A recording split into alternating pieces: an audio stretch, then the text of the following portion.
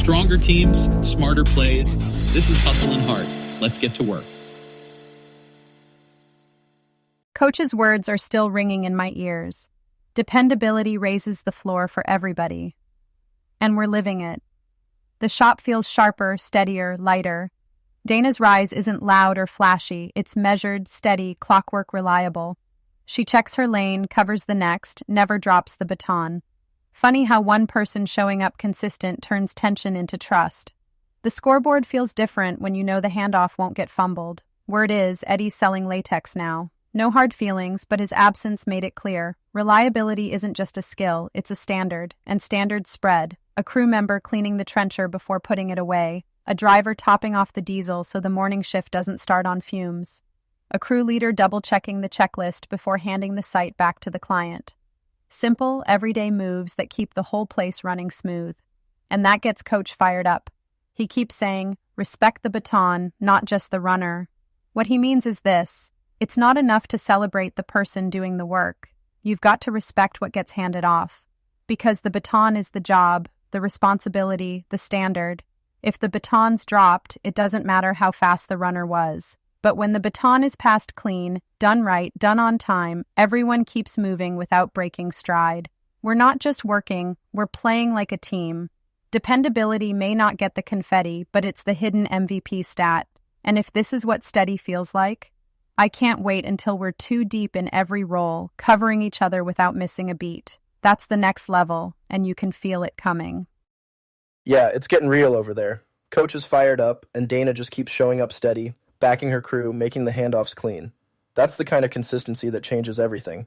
Reminds me of the Patriots' motto, do your job. Not everyone's job, yours. Done right, done on time, set the next person up clean. The science backs it up. When people know what's expected and nail it, engagement, safety, quality, all the dashboard stuff rises. And if you're thinking, well, that sounds basic, here's the twist. Dependability is contagious. MIT's research says a calm, steady teammate cuts stress for everyone else. I like to call it mood as PPE. That's your personal protective equipment right there in your attitude. And let's not forget role clarity. Bill Walsh, the old 49ers coach, literally wrote down the 3 non-negotiables for every job. Quality, on time, clean handoff. You stick to those, and you're playing championship ball. And when we say quality, time, handoff, here's all it means. Do it right, do it on time, and pass it clean so the next person can run with it. 3 simple standards that take you from rookie to all-star. A group of people becomes a championship team. Let me add this. When every person is reliable where they are, it's easier to trust, to loosen up, to cover each other. Kind of like McChrystal's team of teams idea, you get everyone seeing the bigger map, respecting every lane. Dependability is that secret glue. One person, on time, ready to hand off, lifts the whole group. We feel safer and sharper. That's why Coach says, respect the baton, not just the runner.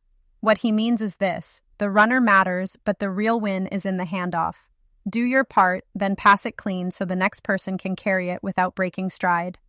Exactly. I always tell people, one steady player can raise the entire floor for a team. And if you want a quick check for yourself, ask, did I do my 3 for my role? Quality, time, handoff.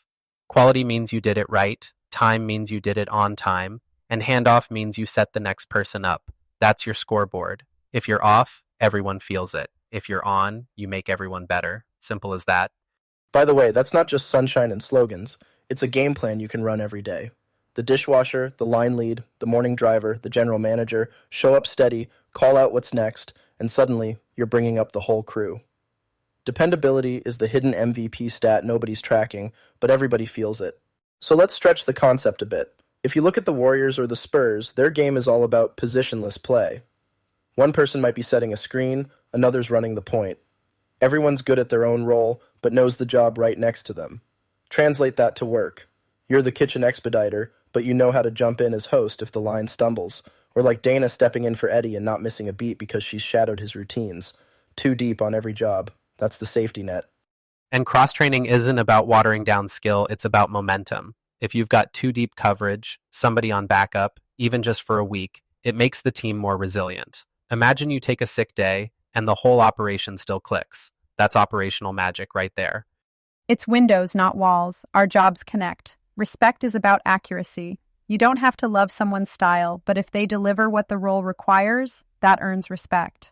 Think about a hospital shift change. Nurse finishing the night says, "Patient in room 12 got meds at 6, blood pressure trending low, doctor rounds at 8. The incoming nurse repeats it back word for word. That clarity isn't optional. It's the baton passed, not dropped. And structure matters. I'm big on the 3-box handoff. What I did, what I saw, what's next. You see it in hospitals, kitchens, on the shop floor. Too many mistakes happen on handoff. Just bake that checklist right into your day.